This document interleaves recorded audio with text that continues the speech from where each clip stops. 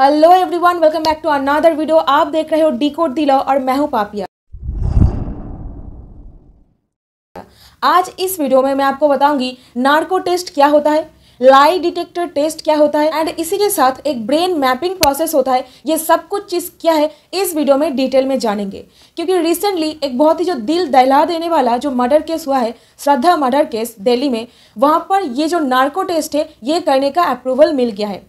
हमारे देश में जो बड़े बड़े इन्वेस्टिगेटिंग एजेंसी से like CBI, central bureau of investigation, ये लोग किसी भी रेयरेस्ट ऑफ रेयर जहाँ पर क्राइम हो रहा है वहाँ पर ये सारे टेक्निक्स अप्लाई करते हैं एक्यूज जो है, मतलब जो मर्डर किए हैं उनके मुंह से सच उगलवाने के लिए।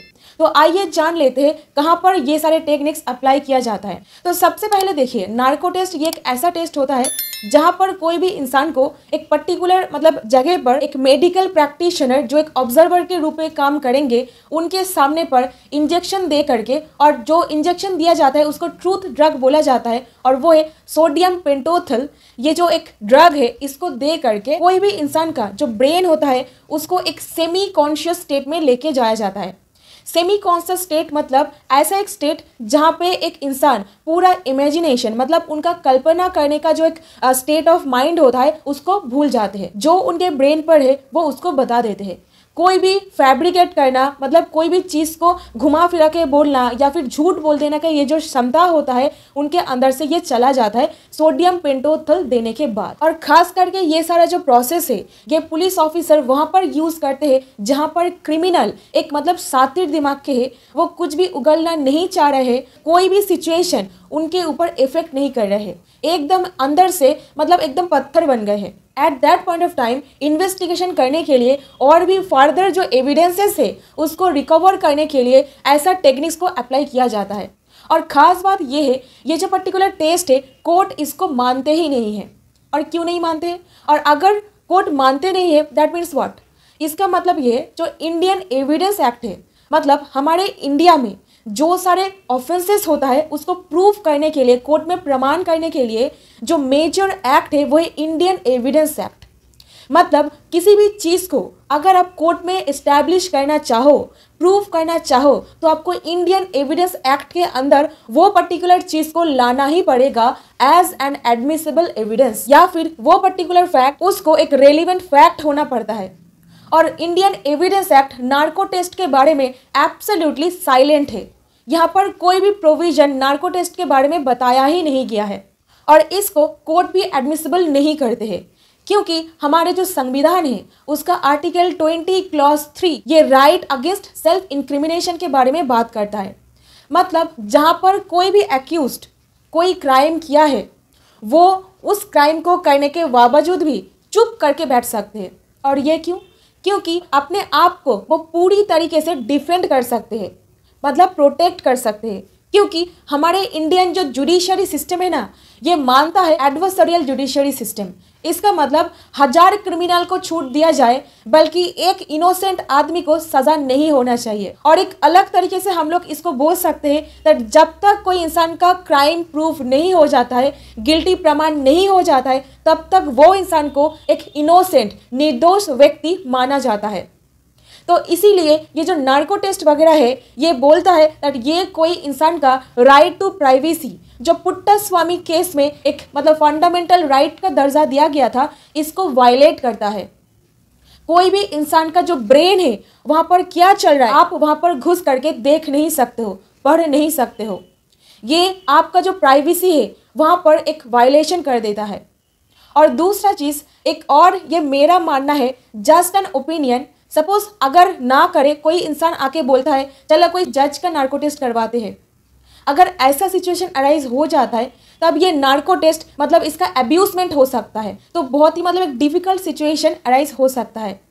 तो खास करके जो सारे रेयरेस्ट ऑफ रेयर केसेस होता है, जैसे कि अजमल कसाब मुंबई में जो ताज होटल अटैक हुआ था, गोधरा ट्रेन बर्न केस और जो इंद्रानी मुखर्जी केसेस है, ऐसा जो हाई प्रोफाइल केसेस है, वहाँ पर ही lie detector test and narco test जैसा टेस्ट का अप्रूवल दिया जाता है। और ये टेस्ट में नार्को टेस्ट अप्लाई करना है या फिर लाई डिटेक्टर टेस्ट अप्लाई करना है, कौन सा टेस्ट अप्लाई करना है, ये पुलिस ऑफिसर कोर्ट में अप्लाई करेंगे बता करके। और ये जो टेस्ट होता है lie detector and narco test, इन दोनों में फ़र्क क्या है?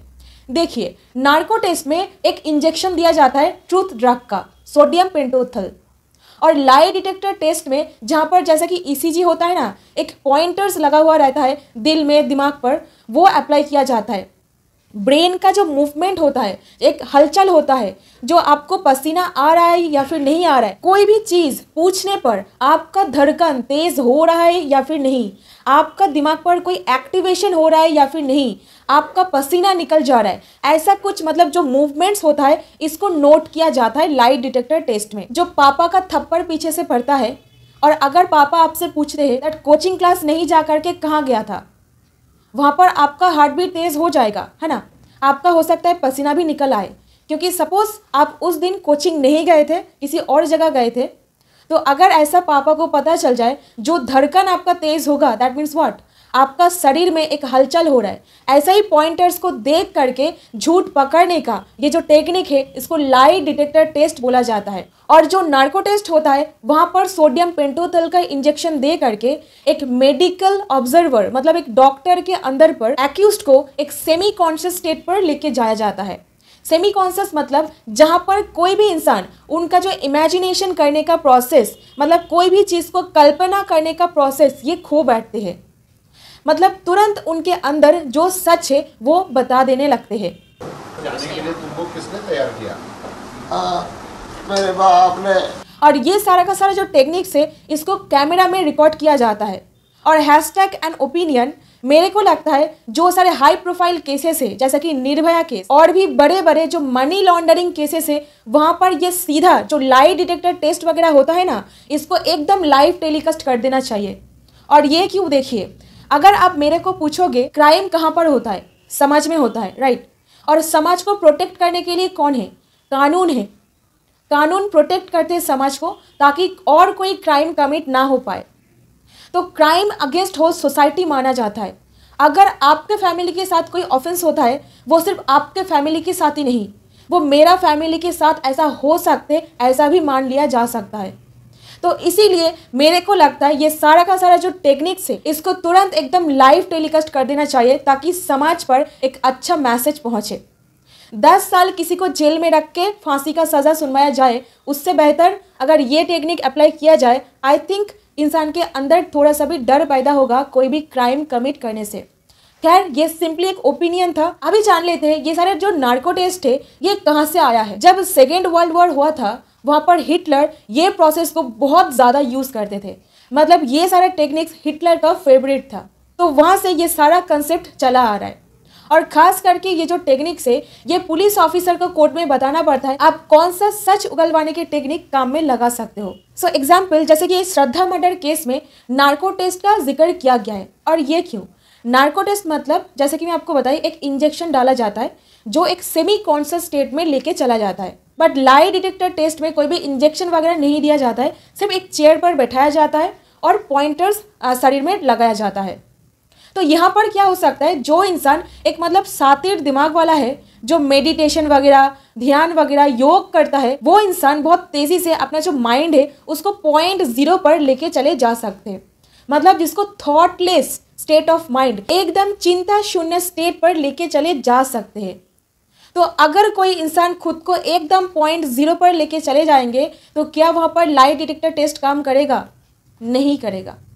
तो इसीलिए पुलिस ऑफिसर को बताना पड़ता है ऑब्जर्व करके, जो ये कैसा क्रिमिनल है, एकदम कोल्ड ब्लडेड है, इसके अंदर कोई भी हलचल नहीं हो रहा है, इतना मतलब 35 किसी का 35 टुकड़ा कर देने के बाद भी।